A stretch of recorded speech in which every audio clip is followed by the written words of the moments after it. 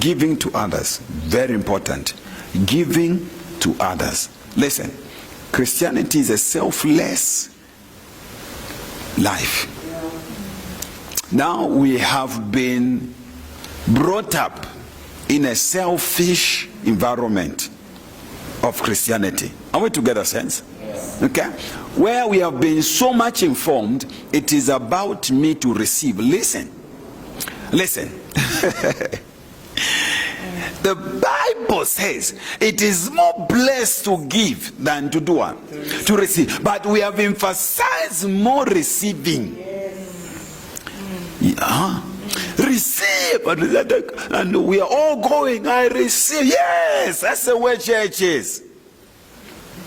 It has created covetousness in us. You know, that's selfish. It triggers selfishness in us. I receive now. Yes. So now, when we come to church, we do not come to give. We come to receive. In most cases. Are we together? Yes. We have become recipients. Yes. It's just receiving. It's just receiving. It's just receiving. No. Christianity is giving. We have to change the order. Christianity is about giving, not just receiving. In order to receive, something should go out. Okay, so now we just want to receive. That's why if someone came and did not receive, what do? They will change the shop. So now church is like a shopping market. Now we go to shop with a list, what I want for God to do for me. That's, I want God to do this for me. Come here. If I just hear there is a man of God around, I go there with my list. That's why people put those lists on them.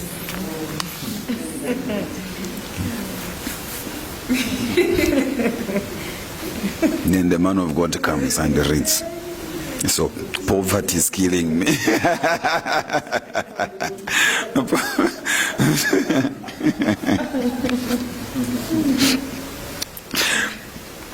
Then the man of God takes that magic stick and hits us on our head. Broken the case of poverty. Go and live in abundance. You don't even know if the person is born again or what, and then goes. Start now looking for abundance. The devil is a liar.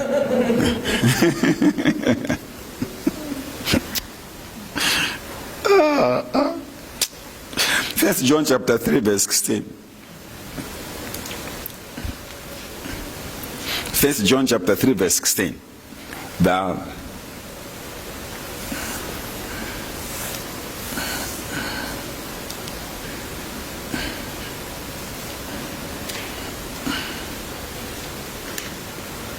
Hereby perceive we the love of God, because he laid down. He did what? Laid down. This is how we perceive. This is how we see the love of God. He laid down his life for us, and we ought to lay down our lives for brethren. How did Jesus lay down his life?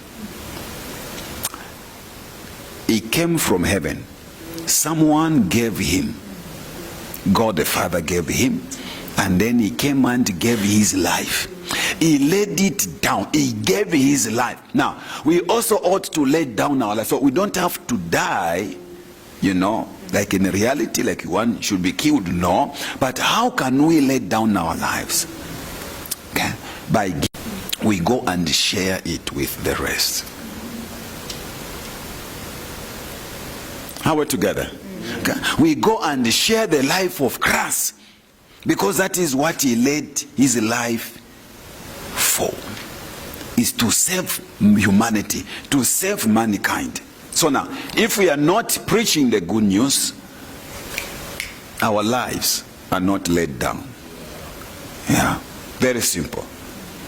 Okay. So, giving, the highest form of giving is giving Jesus to others. When we begin to preach, it's not just bringing tithes. Listen to me. It's just bringing tithes and the offerings. We come here singing. We come and drop the coin and here. No. Listen, God is not interested. God doesn't want coin. God is not desperate. God doesn't want bread. No. He wants souls. He wants souls. Okay? He wants souls. Do you know how bread comes? Huh? The souls, they bring bread. Souls bring bread. Okay. So now, we have to preach the gospel. We are preaching the gospel. We are preaching the gospel. That bread will not be an issue. Yes. Yeah. Do you know how some people feel like they are giants in church?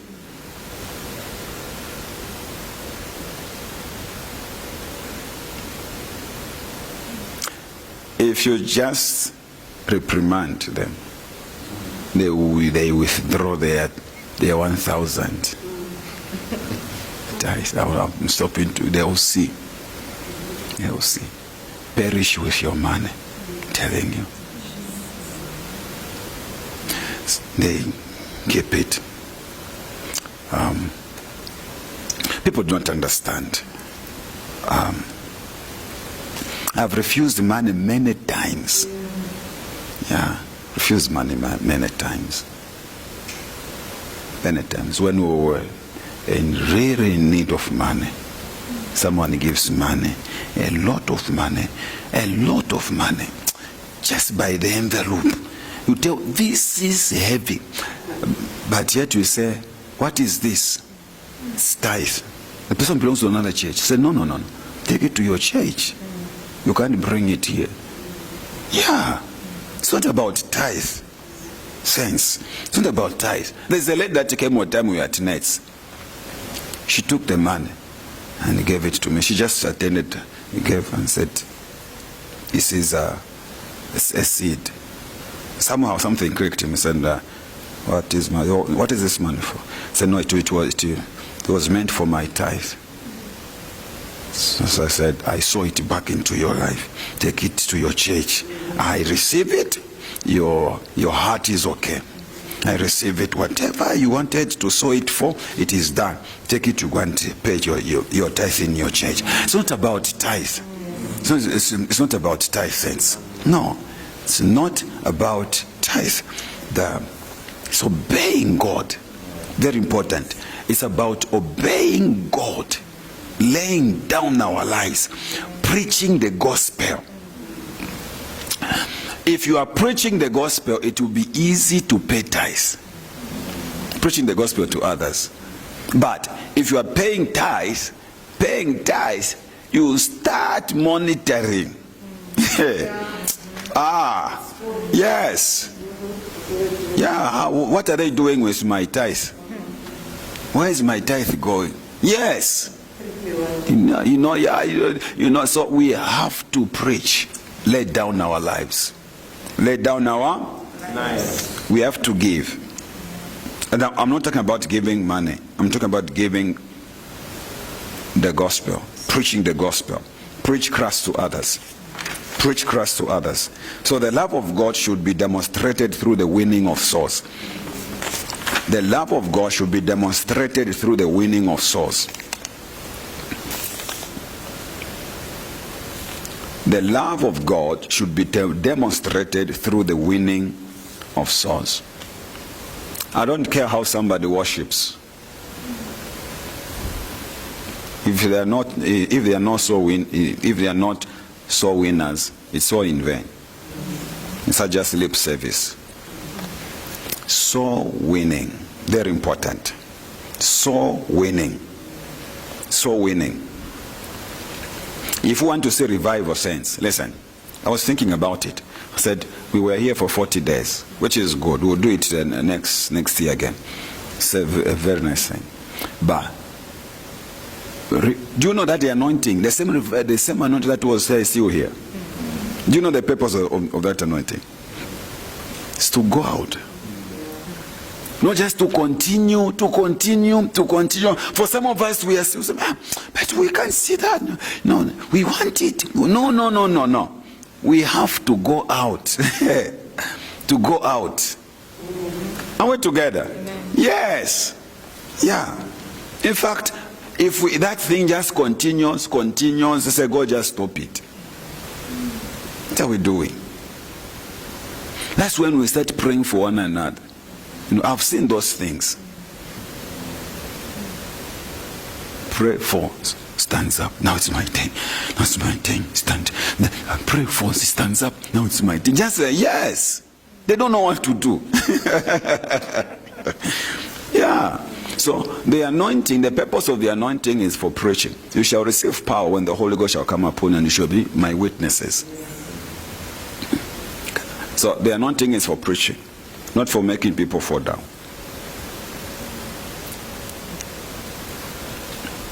Hallelujah. Amen. Hallelujah. Amen. And listen, this anointing of God, the major thing of the anointing is souls, winning souls. It's not for just breakthroughs, just coming for breakthroughs. I am now becoming critical and somehow skeptical. Okay, of course. That's why if you see our flyers and the things that you'll never see, I don't include things like come and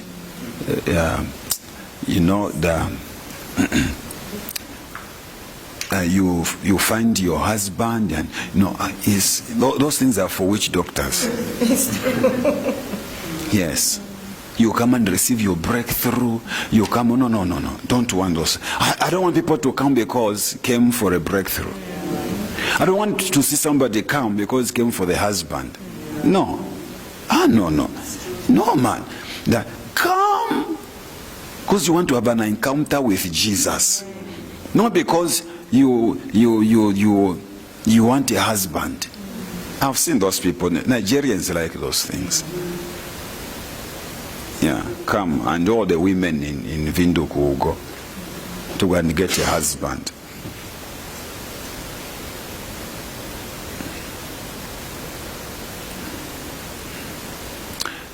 Number 4, we should not be ashamed. Is it 4? We should not be ashamed of the gospel. Romans 1:16. We should not be ashamed of the gospel.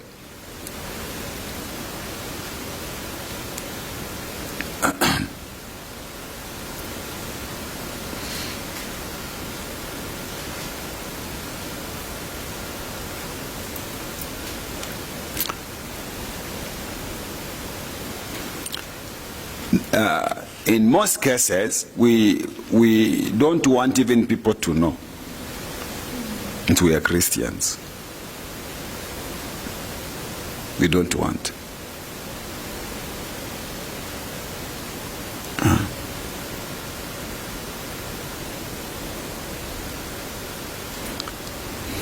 If you are in any place and people do not know that you are born again, it's a shame. A shame. Yeah, it's a shame. That's the first thing that you have to announce. I'm born again. I'm a child of God. Yeah, that's the first thing one should announce. I am born again. I'm a child of God.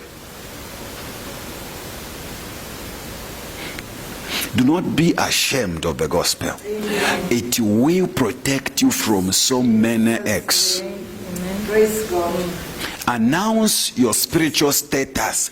As soon as you enter a new environment, announce your spiritual status. I'm a child of God. When you meet someone, especially if there is an attraction, announce immediately that I'm a child of God and I'm a serious one. Announce, I'm a child of God, and this is my position on certain things. Amen. Announce. So do not be ashamed of Christ. Not be ashamed of the gospel. of Christ. Amen. Not be ashamed. Now, the only way to overcome some of these challenges, listen, okay, especially when it comes to shame, no one at any single time you just be bored. All the time you're just bored. No, there are moments you feel intimidated. No, you don't want to. No. But you just have to push yourself. Said, I'm not going to be ashamed. Listen, do not look people on their faces, on the forehead. Do not look at their position in life and be intimidated and be ashamed. Feeling lonely. That's how it is. You feel. Say, wow. They don't even know. They don't even know that I'm born again. Even me. Hey, Monday. Hey, I was so drunk. Yeah. You are lying, but you know that yes, I was so drunk. You just want to fit in. Hey, yeah. Yeah. I was so drunk. Maybe they start talking about their boyfriends and girlfriends. You also start saying, what am I going to say? I don't even have one. You'll be under pressure to find one so that you can have a story. To avoid that pressure is simply to announce and start preaching to them. Even when they are talking, when they see you, said, pastor is here. Oh, yes, they will stop. Your pastor is here. Oh, pastor, sorry. Oh, pastor, sorry. Yes, you are safe. Amen. You are safe. But anyway, as we conclude, preach the gospel. Preach the gospel at all costs. Share the good news with people. Share the good news with others. Share the good news with friends, with relatives. Share the good news with them. Do not be ashamed. Do not start doing what they do. Never join into their wagon. Let them join into your wagon. There is a tendency with Christians, there's a tendency of joining. Instead of influencing others, there is a friend who, he went in the bar to drink.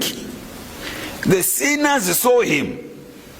He told it to me himself. When the drunkards saw him, they said, no. We were looking up to you now. Who will tell us? Who will take us out of this place? Just go. And he was drunk already. He was, he came drinking from some. He said, no, just leave this place. We were looking up to you. So there are so many people looking up to you. So you will disappoint them. Now we're together. Do you know that people get disappointed?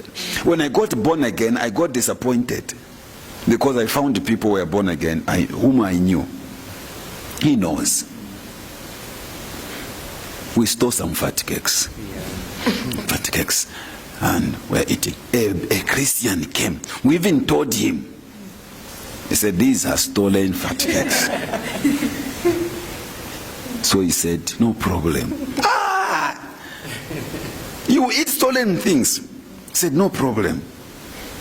Are you serious? I said, no. So we lost respect. I'm telling you, we were non-believers. But just that act made us to lose respect for him. We could not listen. He said, no, you ate fat cakes. So it's stolen fat cakes. Yeah. So be careful. Okay? We have to be exemplary. We have to be the light. Live right in the midst of non-believers. Be the light. Be the sword. Be there. Now have this thing in your minds that I am here to preach. I might be at a school, but I am here to preach the gospel. I might be here working, but I am here to preach the good news. That is, and I'm not lying, that is the mindset I went with in that building. Yeah, preach the gospel. I remember when it's Christmas. No, they all knew that this young man is a fanatic. Yeah. You can't go into his office and come back alive. Yeah, anybody that came, I had to preach the gospel. I had we never had access to computers, so I had handwritten papers, just handwritten information for the church. I just wrote them where the church is, and I had a lot. I cut those once. So whoever came, preach, give, here's the church, come to church. Yes, come to church. I used to do that. Whoever came, preach. I led people to the Lord in that place. To preach the gospel everywhere you go. Preach the gospel. So see yourself as the light. And see, you have to think in this way, that if I am not here, there will be darkness. But as long as I am here, there will be light. Yeah, there will be light. I will preach the gospel. Okay? There's a time I was so upset because they attacked me, and they started saying things against God. So I stood up. I said, do you know what you're talking about? This building, this belongs to God. My Father is the owner, because this came from the earth, and the earth belongs to God. You yourself belongs to God. Yeah, God created you and is my Father. I'm more important than you. Yes. So I said, yeah, God is my Father and you are Satan's son if you cannot believe in Jesus. So now I had to make them know who I am. Are we together? I refused them to intimidate and to look down on me. So they do not know what they are dealing with. I'm a child of God, man. I am seated in the heavenly places in Christ Jesus. I'm not just a nobody. I am a somebody. Greater is he that is in me than the one who is in the world. The anointing of God is upon my life. So I said, I am God's son. I'm a child of God. I belong to God who owns you, and he owns everything that is in this place. Oh yes, you do not know, man. I am more comfortable. You are wasting your lives. Yeah. So please, be proud, not be ashamed of Christ. Be proud of Jesus. Be proud of God the Father. If somebody is trying to mock and to laugh at you, just stand with your head up high and just tell them that you do not know what you are missing. You do not know who God is. God is the Father of all things. God is the creator of all things. Is the maker of all, is the possessor of the heavens and the earth. And that is my Father. Amen. Oh yes, that is my Father. I'm not ashamed of him. I am so proud of him. I belong to him. He lives in me and I live in him, and I have the life of God, man. Yes, I'm not ashamed. I am proud of Jesus. Amen. Yes, he's a life giver and I have the life of God. But you have death. How come you are proud of Satan? We have to know who we are in order to share the gospel in confidence. We know the platform we stand on. It is a powerful platform. It's a powerful platform. It is not a useless platform. It's not a shameful platform. No, it's a powerful platform. We are God's own children. We belong to God. The hand of God is upon our life. If God be for us, who will be against us? Hallelujah. Amen. Praise be to God. We have to be proud of this Jesus. Hallelujah. That's why I wonder when people are coming to church as though they are coming to the funeral. We have to be proud. Going to the house of God. Be happy. I am with God. Be happy. Hallelujah. Amen. Let us rest our feet.